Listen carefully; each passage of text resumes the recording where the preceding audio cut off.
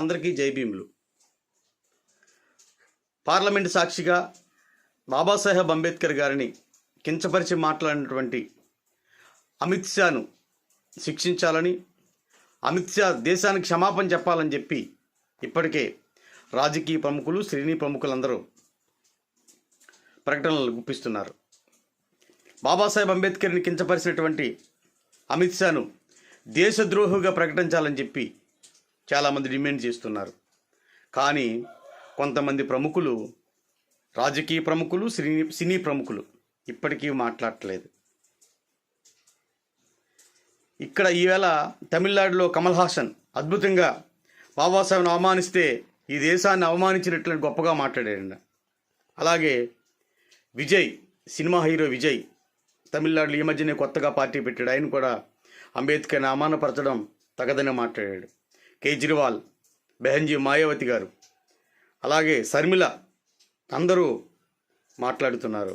కానీ ఆంధ్రప్రదేశ్ రాష్ట్ర ముఖ్యమంత్రి చంద్రబాబు నాయుడు, ఉప ముఖ్యమంత్రి పవన్ కళ్యాణ్, మాజీ ముఖ్యమంత్రి జగన్మోహన్ రెడ్డి అంబేద్కర్ని అవమానపరిచినటువంటి అమిత్ షాకి వ్యతిరేకంగా ఒక్క మాట కూడా మాట్లాడట్లేదు.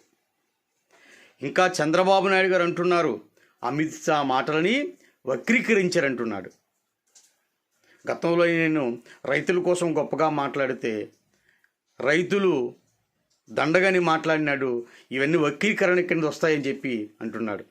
ఏం ముఖ్యమంత్రి అయ్యి ఇన్ని రోజులు అవుతుంది, మన రైతులు పంటలకి ఎందుకు భరోసా ఇవ్వలేదు?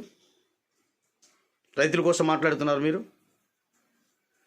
అలాగే ఈవేళ తెలుగు రాష్ట్రాల్లో సినీ ప్రముఖులు పవన్ కళ్యాణ్ గారు మాట్లాడలేదు, చిరంజీవి గారు మాట్లాడలేదు, బాలకృష్ణ, వెంకటేష్, మహేష్ బాబు, ఈ మధ్య ఇది పుష్ప,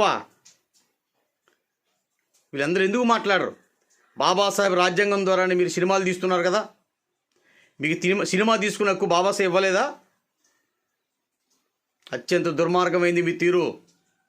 అలాగే చంద్రబాబు నాయుడు గురించి వ్యతిరేకంగా మాట్లాడినా, పవన్ కళ్యాణ్ గురించి వ్యతిరేకంగా మాట్లాడినా, జగన్మోహన్ రెడ్డి గురించి వ్యతిరేకంగా మాట్లాడినా, ఒంటికాల మీద లెగిసి మీడియాల ముందు ఊగిపోతున్నటువంటి, మైకుల ముందు ఊగిపోతున్నటువంటి ఈ దొంగనా కొడుకులందరూ ఎక్కడికి వెళ్ళారయ్యా మీరు ఈరోజు?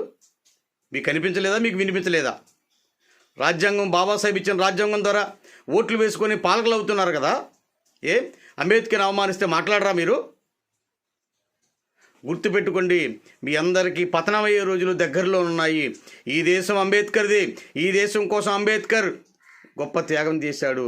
అంబేద్కర్కి ఈ దేశం రుణపడి ఉంది. అంబేద్కర్కి ఈ దేశం రుణపడి ఉంది.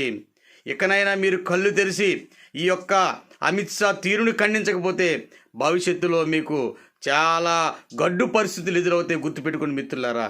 జై భీమ్, జై బుద్ధ, జై భారత్.